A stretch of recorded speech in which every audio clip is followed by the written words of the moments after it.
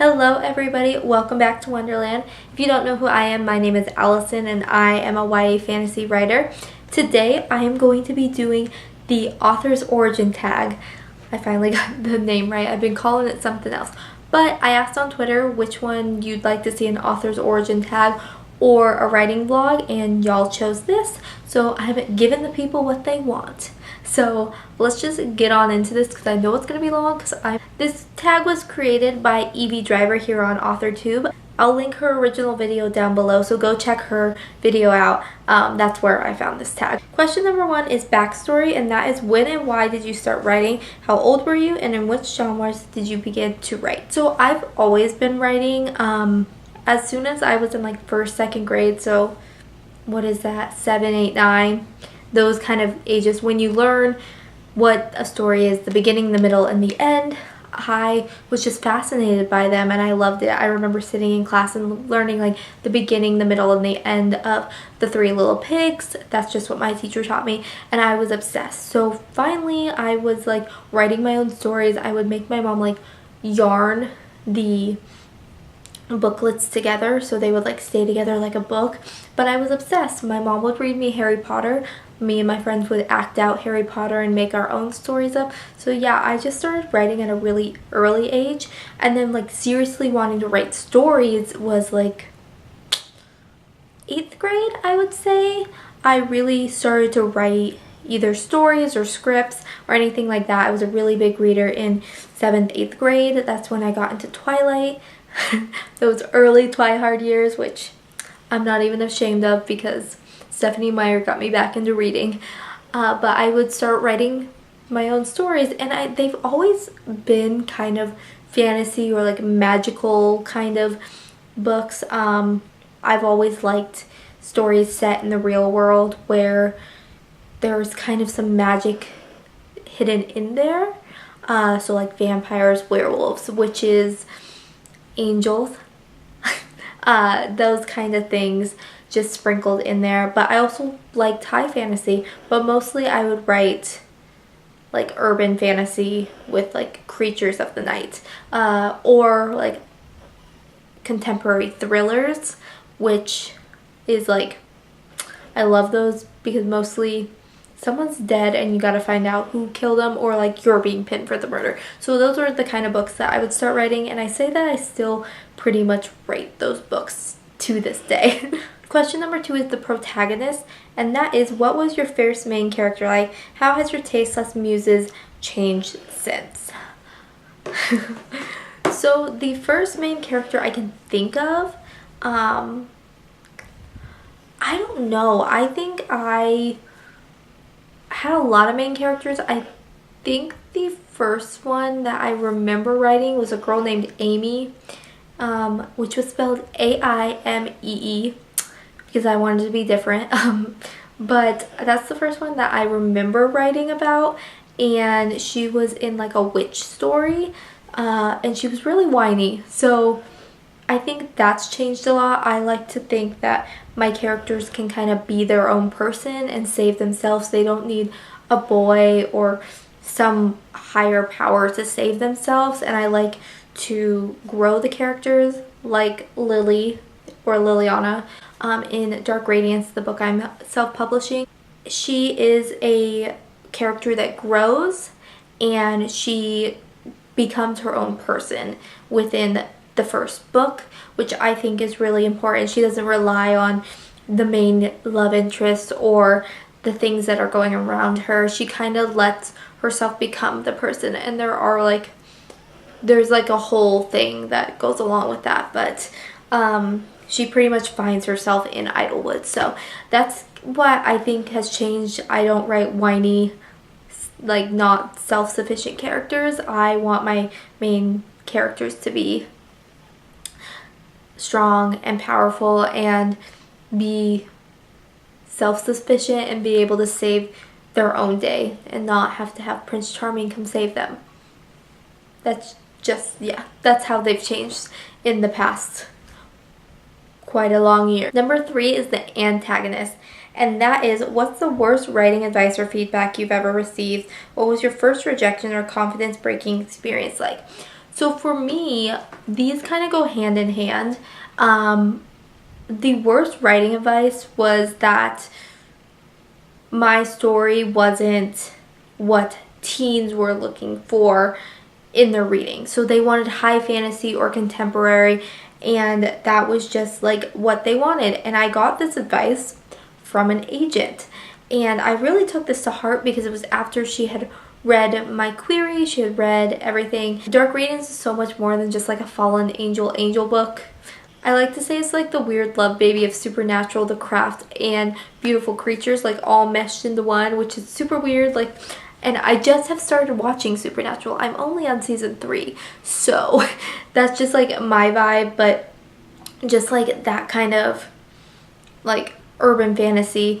So that was the worst writing advice, that kids are only looking for like high fantasy or contemporary, and they don't want to read about angels or vampires or warlocks or anything like that, which is such a lie, because I want to read about that stuff, and I will read a fallen angel book until the day I die.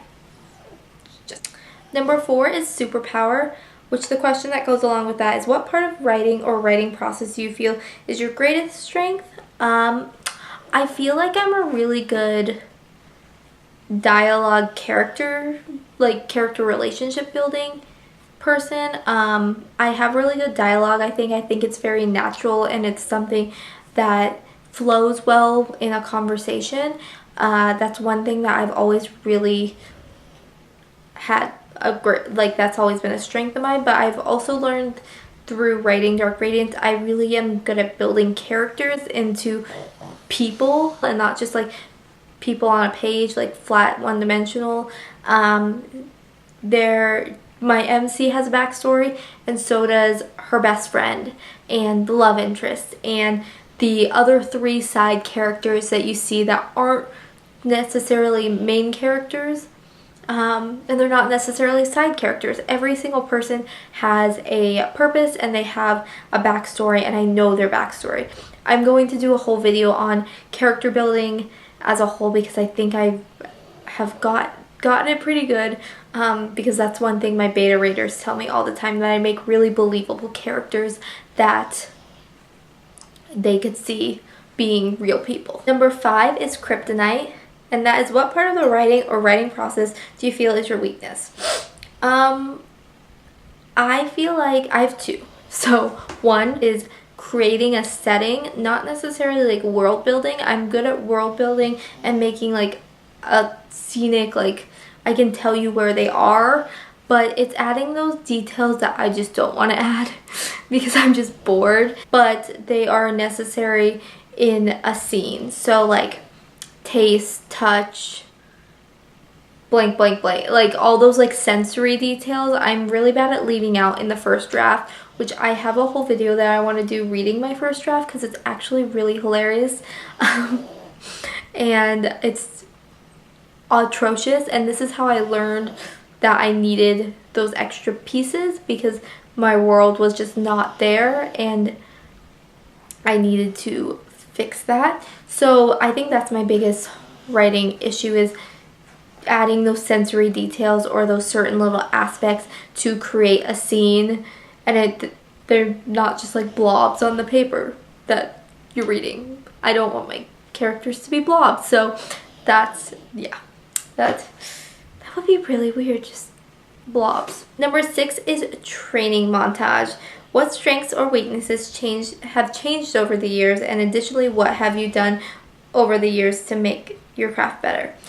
So, going along the last question, which is the sensory, I have learned how to add those sensory details. I just do it in the second draft, so I get the bones and skeletons down, which is like dialogue and just the general aspect of the story, and then I go back in the second draft and I pretty much rewrite the first draft to make it more like have more filler into it. That's just how I've learned to do it. It's probably not the most effective way, but I find it helps me to have those bones and then to add once I know the full story, how it's played out on page, and that has really helped me. And I think that has been my biggest challenge and how my writing has changed and how I edit and draft different things. Because if I just didn't draft that way, it would be a hot mess. Number 7 is weapon of choice, and it says, what programs have you used over your writing journey, and what is your favorite right now and why? So I have used multiple things. I've used Google Docs, Word, and Scrivener. I'm using currently Word. It's just my favorite. I'm the most familiar with Word, and it's just the easiest for me to write down. But I do like Google Docs a lot for on the go when I will write something or be working on a project. I'll just copy and paste those words into Google Docs, and that way I have it on the go and I don't have to take necessarily my laptop. I take my Surface to school, and that way I can be working on class breaks or something like that. So I do like Google Docs. I use primarily Word. Scrivener I just did the trial, like the 14-day trial, and so I think I didn't learn enough on it, but it's not my favorite to write on. That's just personally my opinion on it. I know a lot of people like Scrivener, but I like to write on Word. I'm weird, and I'm one of those anomalies that just wants to write on Word because it's what I've always learned to write on since computers were a thing in my school. When I was when you got computer time in like 3rd grade, you learn how to write on Word and you learn the program, and I just like Word, okay? Number 8 is your trusted sidekick, and it says, every Batman has his Robin. What is your favorite companion to cuddle or consume while writing? Has it changed over the years? If so, does this also differ from daytime to nighttime? So the first thing is I have like a gray blanket that I sit, no matter what I'm doing on my computer, with it on my lap, because I just feel like my arms rest on like a soft surface and it's easier to write and type and do whatever I'm doing on my computer with that. Or I'll have like a pillow. And then the other part of that question was like, what do I like to consume? I like to have snacks. I love snacks. Doesn't really matter what kind of snack it is. It can be popcorn, chips, just anything that's not good for you. Candy, I do like me some sour candy while I'm writing, and I also like coffee or a soda, sometimes a Powerade if I'm feeling like I need to stop drinking too much caffeine. But I do like to drink a good coffee. My favorite thing to get, like if I'm at a cafe, mostly Starbucks, is a iced coffee with almond milk and sugar-free vanilla. So good. I love it, and it's cheaper than like a frappuccino or something. Like it's only like $2 or $3 depending on what size you get, and so good. That is what has written Dark Radiance. That and that alone has gotten me through lots of hard times. And then the question that goes along with that is if it's changed over the years. Not really. I've always really liked coffee. Even in high school, I liked coffee a lot. So I've always drank coffee while I wrote. And it doesn't matter if it's daytime or nighttime, I'll be drinking caffeine because I pretty much IV that stuff into my system and I sleep just fine. Caffeine doesn't really like pump me up. It just like is like a comfort thing, and it just kind of is like I need it to survive. But I can. Number 9 is Zero to Hero. The question that goes along with that is, when you first began this journey, what level of success did you imagine for yourself? Is where you're currently at on your writing journey heading for that destination? If not, how has your dream evolved over the years? So I never imagined my works being published at first. I was just writing a book to write a book because I was like, hey, this will be fun and I want to write a book. But as slowly as I've gotten more into the community and into the different aspects of publishing, I'm personally going the self-publishing route just because I want to try it first, and I think it's a really good experience to publish something to show agents that like they can look up and see your Amazon reviews and just see what people like from you. But I always thought I was going to traditionally publish first, and I've just realized over the years that I've wanted to self-publish before that, just for personal reasons. I have a whole video on it if you want to.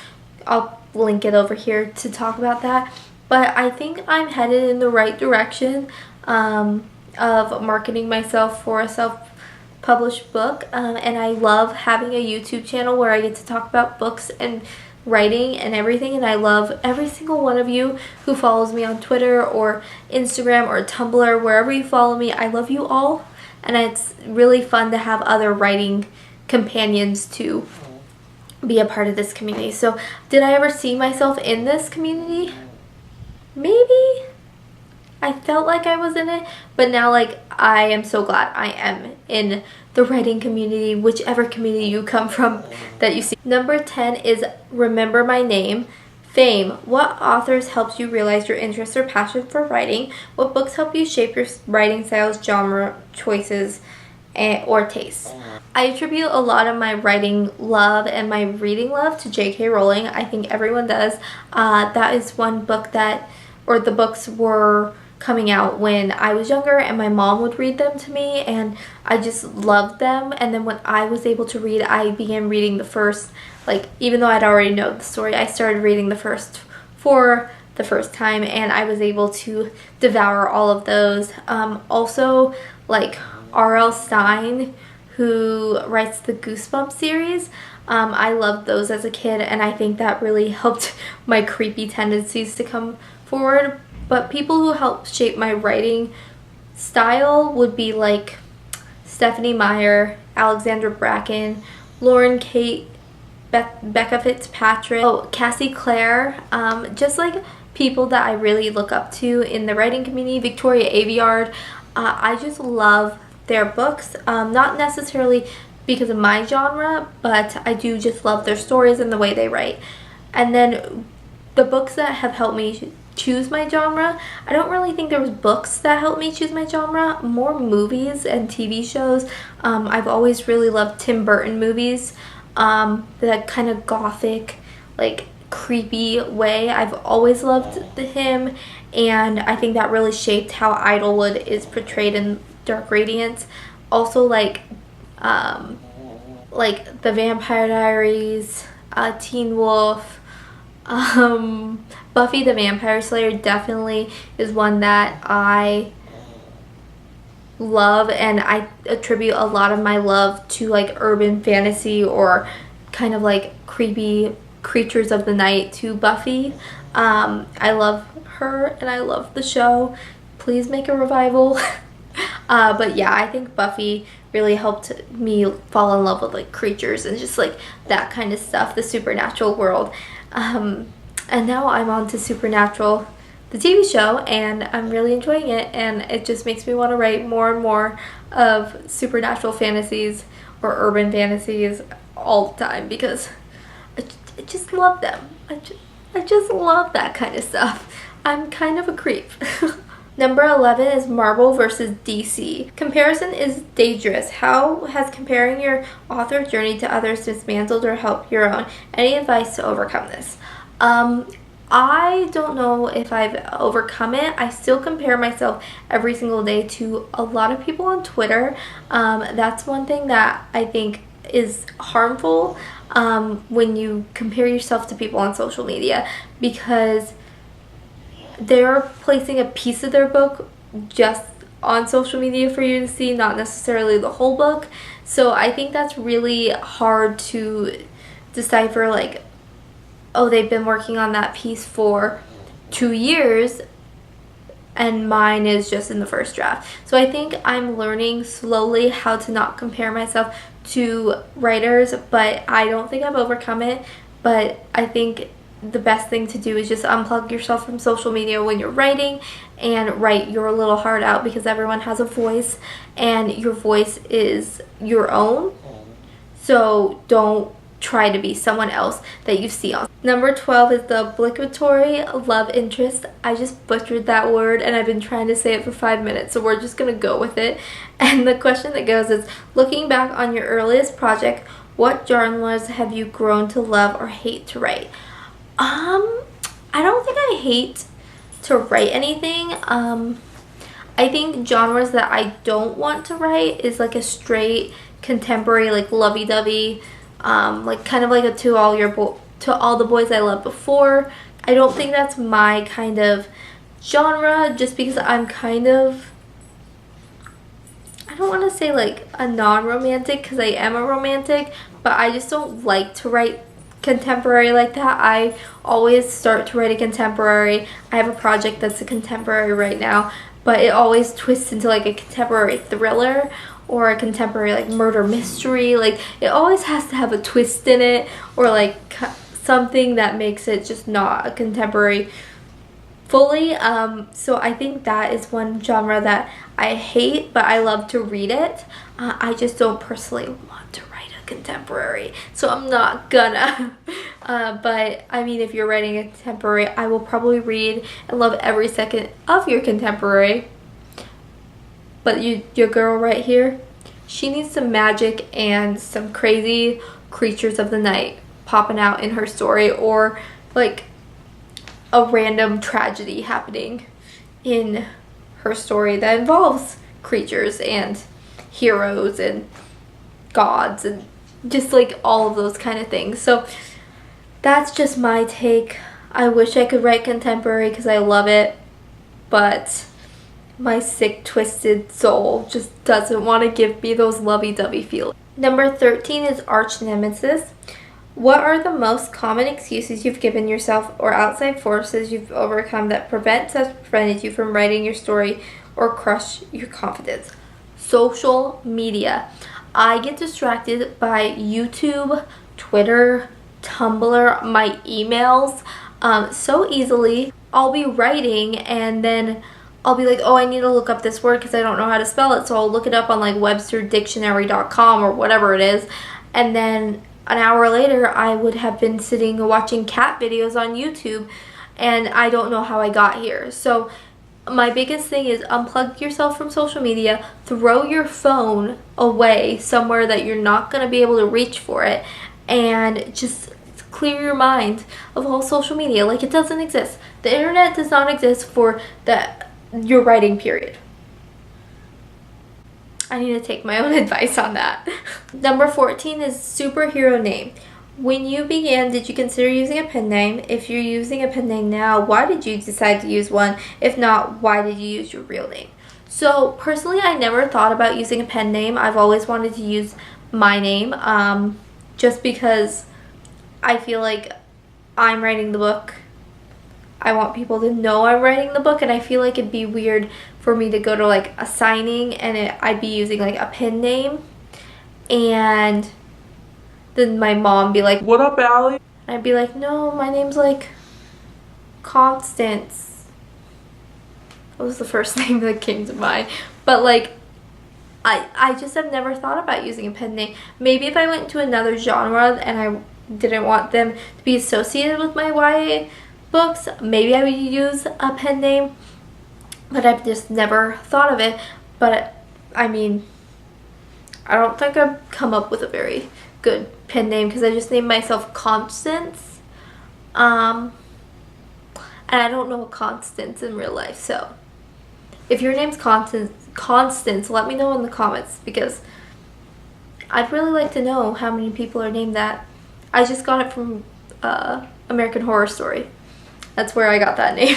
And number 15, Avengers Assemble. Tag a few of your favorite people to do this tag on their channel. So I will leave who I tagged down below in the comments, but honestly, if you're watching this video, I tag you because I want to see all your beautiful faces do this tag. I will also be tagging people on my Tumblr and Twitter. So just, if you want to do it if I don't tag you. But that is all I have for you today. I hope you enjoyed this video, and until I see you next time in Wonderland, loves, bye!